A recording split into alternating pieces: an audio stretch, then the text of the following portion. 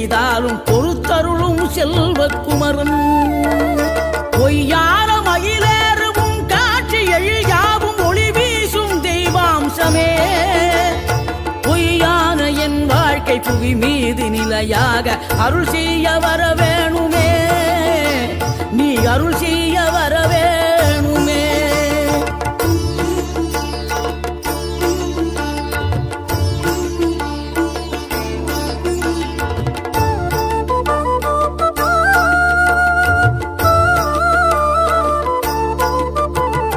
இகழ்தலையும் புகழ்தலையும் ஒரு முகமாய் கருதும்படி செவி உரைத்த முத்து குமரன் நீ வறுமையையும் வளமையையும் சமநிலையை உணரும்படி மதி கொடுத்த